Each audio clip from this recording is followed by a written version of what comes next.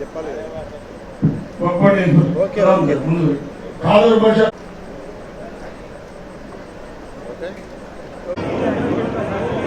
మేము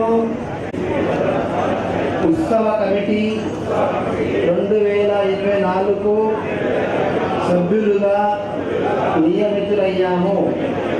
ఇక్కడ మా కార్యాలయంలోని విధులు మరియు బాధ్యతలను మా శక్తి మేరకు ఉత్సవ కమిటీ చైర్మన్ గా ప్రమాణం చేసిన శ్రీ ఖాదర్ బాషా గారు ఇప్పుడు ఈ సభను ఉద్దేశించి మాట్లాడాల్సిందిగా కోరుతూ ఉన్నాం.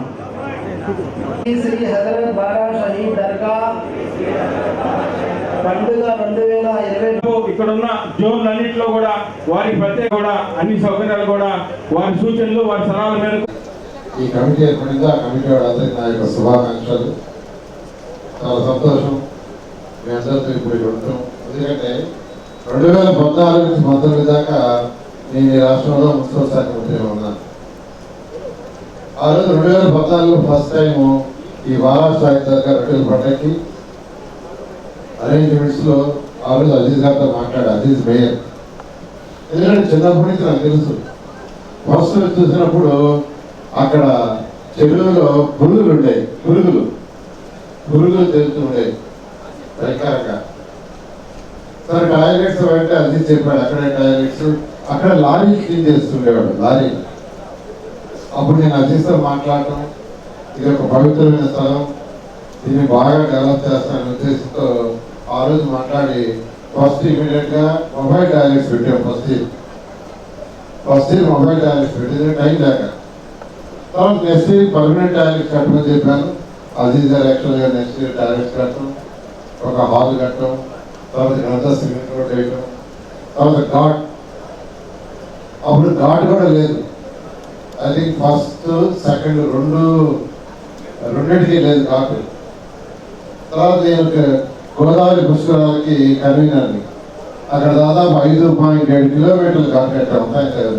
5.7 కిలోమీటర్లు గోదావరి పుష్కరాలు. అప్పుడు నేను అజీజ్ అన్న ఇక్కడ కూడా మంచి ఘాట్ కడతాను డిజైన్ చేయమంటే ఆయన డిజైన్ చేశారు. ఆ ఘాట్ కట్టడం జరిగింది. తర్వాత ట్రీ ప్లాంటేషన్స్ అనేది చక్కగా చేశారు.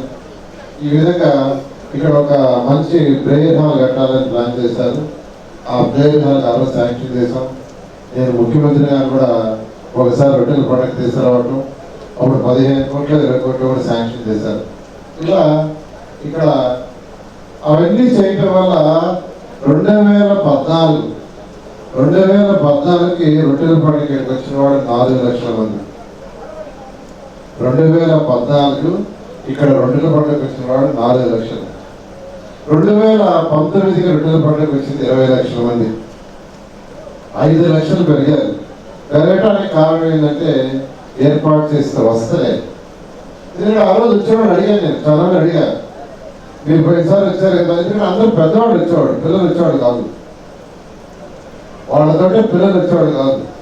నేను వాడు అడిగితే మీరే వస్తున్నారు, మీ పిల్లలు రావట్లేదంటే, సార్ లాస్ట్ టైం మా పిల్లలు వచ్చారు, ఇక్కడ ఉన్న వసతులు చూసి మళ్ళీ రావట్లేదు, వాడు మా పొద్దుబాటున్నారు అని వాళ్ళు చెప్పిన తర్వాతే నేను యాక్చువల్గా ఘాటు కావచ్చు, టాయిలెట్స్ కావచ్చు, ఇట్లా ప్రజల అభిప్రాయాలు ఇవన్నీ చేయడం జరిగింది. ఇప్పుడు అక్కడ ప్రేయర్ హాల్ ఒకటి కంప్లీట్ చేయాల్సిన అవసరం ఉంది. అయితే ఇప్పుడు ఖజానా పూర్తిగా ఖాళీ ఉంది. ఈరోజు ఖజానా టోటల్ ఖాళీ. ఎంత ఖాళీ అంటే ఈరోజు ఇక్కడ ఈ షాప్స్ వాటికి ఆక్షన్ వాడారు 1,57,00,000.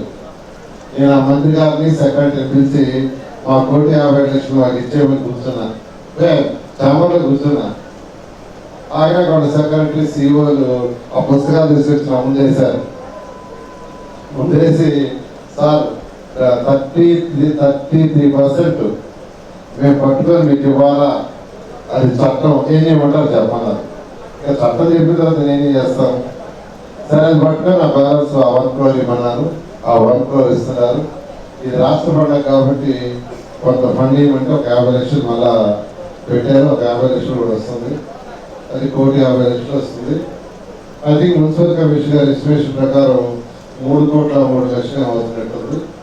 ఏదేమైనా మున్సిపల్ కమిషన్ గారికి అప్పుడు చెప్పాను, ఈ పండుగని ఘనంగా చేయండి, ప్రజలకు ఎటువంటి ఇబ్బంది లేకుండా శానిటేషన్ కానీ, ఎక్కడైతే పార్కింగ్ పెట్టుకుంటారో అక్కడ డ్రింకింగ్ వాటర్